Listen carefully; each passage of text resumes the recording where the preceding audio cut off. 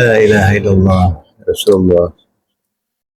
Alhamdulillah alladzi nahmaduhu wa nasta'inuhu wa nastaghfiruh wa na'udzu billahi min syururi anfusina wa min sayyiati a'malina.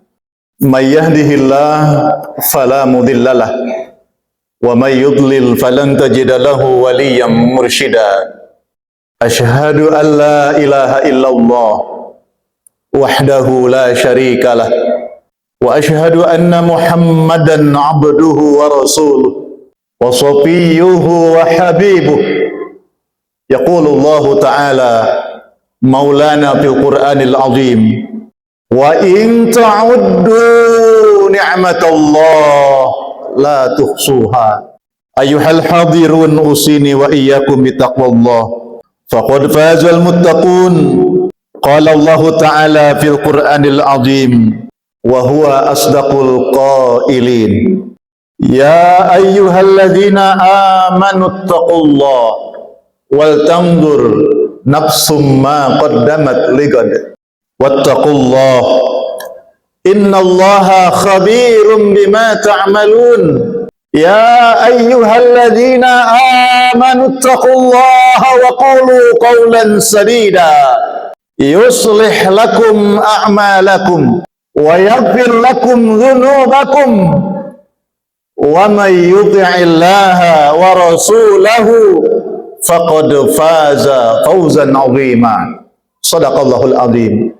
Hadirin ma'asyiral muslimin, jamaah salat Jumat Masjid Al-Muttaqin yang dimuliakan Allah. Banyak-banyak kita bersyukur kepada Allah karena Allah tidak pernah berhenti mencurahkan nikmat dalam kehidupan ini. Bahkan manusia untuk menyebut nikmat Allah yang banyak itu masih belum sanggup hingga hari ini. Menghitung nikmat Allah bukan pekerjaan mudah. Walaupun dengan kemudahan teknologi yang ada saat ini, belum ada yang sanggup. Berapa besar nikmat Allah yang diturunkan kepada kita. Di dalam surat An-Nahl ayat 18 Allah berfirman, wa in ta'uddu ni'matallahi la tuhsuha. Jika engkau penasaran, jika engkau ingin tahu berapa besar nikmat-nikmat yang diberikan Allah, silahkan hitung. Dengan teknologi yang kau miliki, silahkan hitung. Dengan ilmu yang ada saat ini, silahkan hitung. La tuhsuha. Allah mengatakan, engkau pasti tidak akan sanggup menghitungnya. Para jamaah yang dimuliakan Allah, sehingga dari sinilah manusia banyak yang tertipu.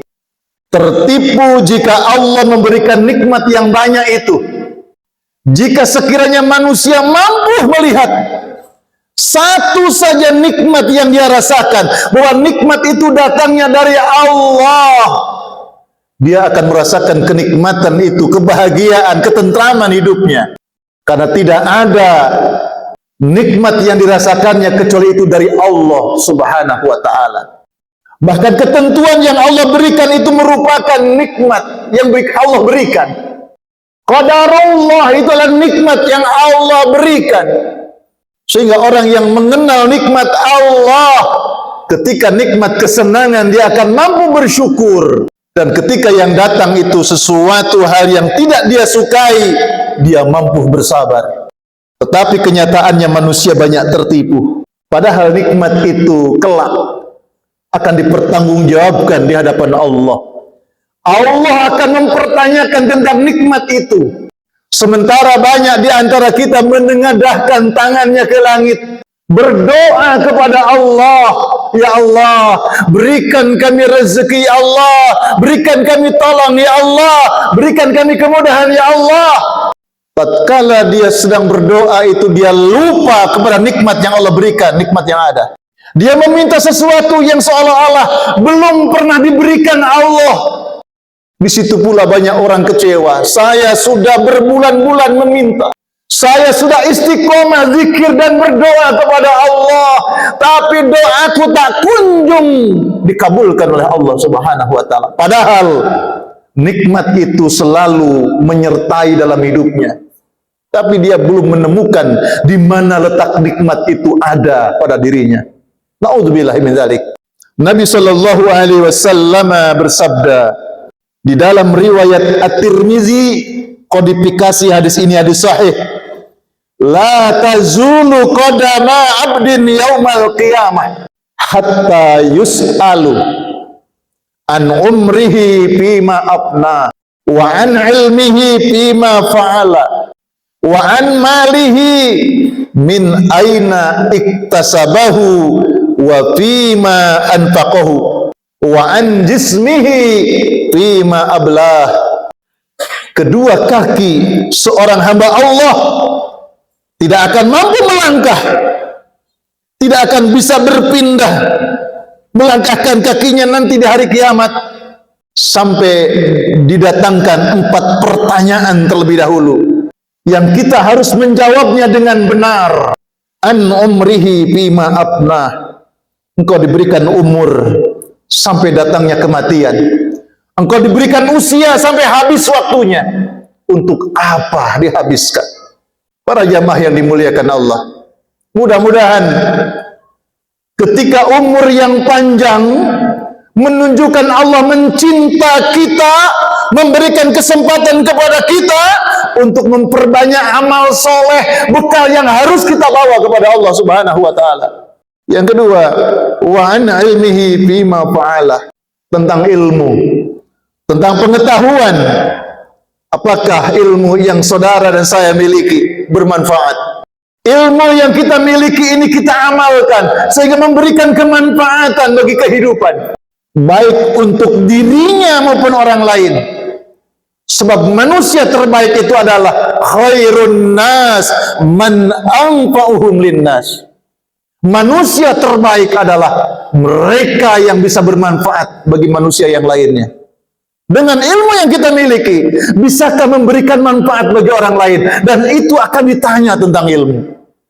Sekolah tinggi-tinggi, biaya besar-besar, setelah selesai apa yang kita garap dalam kehidupan ini? Manfaat apa yang kita munculkan untuk kehidupan? Terlebih untuk membela agama Allah. Yang ketiga, wa an malihi min aina iktasabahu wa bima anfaqahu. Harta yang kadang dicari siang dan malam tidak henti, harta dikumpulkan. Karena watak manusia itu alladzi jama'a malahu wa addadah. Tidak akan pernah puas manusia itu kalau tidak mengenal Allah tentang harta. Alladzi jama'a malahu wa addadah. Mengumpulkan harta itu terus dikumpulkan, terus ditumpuk, dihitung sampai lupa zakatnya tidak dikeluarkan, sampai lupa infak sedekahnya dia kikir. Tentang harta pertanyaannya dari mana didapat dan kemana dihabiskan. Bersyukurlah ketika kita mendapatkan rezeki yang halal, dan bersyukur pula ketika rezeki halal itu dipakai di jalan yang dihalalkan oleh Allah Subhanahu wa ta'ala.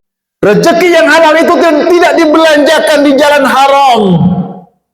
Rezeki yang halal itu tidak dihabiskan di jalan yang haram. Sebab banyak manusia mendapatkannya dengan cara yang halal, tapi dihabiskannya di jalan yang haram. Apalagi ada orang mendapatkannya dengan cara yang haram. Na'udzubillahi min dzalik. Semua akan ditanya oleh Allah Subhanahu wa ta'ala. Mudah-mudahan kita mendapatkan rezeki yang halal, dihabiskan di jalan yang halal, dihabiskan untuk barokah manfaat hidup. Itulah pertanyaan-pertanyaan yang akan datang kepada manusia nanti di hari kiamat. Wa an jismihi fima ablah, tentang badan ini yang dulu masih kokoh, yang dulu masih sehat, yang dulu masih kuat, yang dulu masih segar. Sekarang ketika umur sudah datang, wa man nu'ammirhu nunakkishu fil khalqi afala yaqilun. Orang itu semakin diberikan panjang umur akan semakin lemah. Ada orang itu belum sampai panjang umurnya, ingatannya sudah dicabut oleh Allah. Ada bahkan orang itu masih muda, kekuatan fisiknya sudah diambil oleh Allah.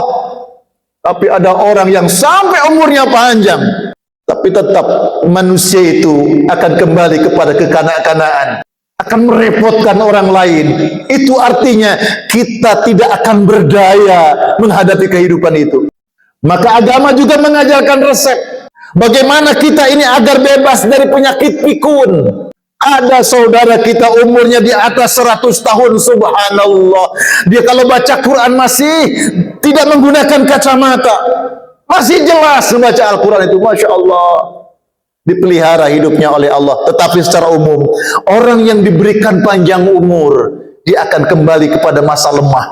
Para jamaah yang dimuliakan Allah, tentang badannya sampai usang. Ketika dulu masih kuat, ketika dulu masih sehat, ketika dulu masih mampu menyempurnakan ibadah, lalu kemana engkau tidak mampu menyempurnakan ibadah? Itu akan ditanya oleh Allah Subhanahu wa ta'ala. Maka 4 hal ini harus kita ingat, karena akan ditanya oleh Allah tentang umur, tentang ilmu, tentang harta, tentang badan. Para jamaah yang dimuliakan Allah, Rasulullah mengingatkan ada 2 nikmat yang banyak dilupakan oleh manusia.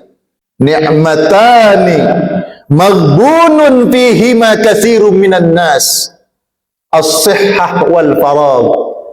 Ada 2 nikmat, kata Rasulullah, banyak manusia tertipu, banyak manusia melalaikannya, banyak manusia tidak memperdulikannya. Apa itu? Sehat dan waktu luang.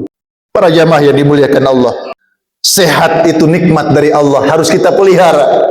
Sehat itu dari Allah, harus kita pertanggungjawabkan di hadapan Allah Subhanahu wa ta'ala. Yang kedua, waktu luang. Hari ini hampir dikatakan sudah kehilangan waktu luang. Sebab waktu luang pun dijadikan sibuk. Sibuk kalau bisa mendatangkan manfaat, it's okay. Tapi sibuk justru hanya sesuatu yang melalaikan dia dari Allah Subhanahu wa ta'ala. Bahkan ketika datang panggilan azan, dia sibuk hanya sekedar untuk membuka medsos, tapi dia tidak mendengar kumandang azan menyentuh di hatinya, sehingga mengabaikan panggilan Allah tersebut. Sibuk dia dengan sesuatu yang dia kerjakan, tapi yang dia kerjakan bukan sesuatu yang mendatangkan manfaat, justru menjadikan dia lalai dari Allah Subhanahu wa ta'ala. Maka itulah kecelakaan-kecelakaan. Jadi ketika Rasulullah, ada 2 nikmat yang dilupakan, waktu sehat, yang kedua waktu luang. Sehat ketika diambil jadi sakit, waktu luang ketika diambil jadi sibuk. Padahal ada orang, yaitu tadi saya katakan, dia justru tidak sibuk yang sebenarnya, tapi dia menyibukkan diri sesuatu yang melupakan Allah Subhanahu wa ta'ala. Para jamaah yang dimuliakan Allah, kita memohon kepada Allah Subhanahu wa ta'ala diberikan umur yang barokah, taufik dan hidayah Allah menyertai kehidupan kita, sehingga kita tetap istiqomah di jalan takwa kepada Allah Subhanahu wa ta'ala. Barakallahu li wa lakum fil Qur'anil azim, wa nafa'ani wa iyyakum bima fihi minal ayati wa dzikril hakim. Aqulu qawli hadza innahu huwal ghafurur rahim.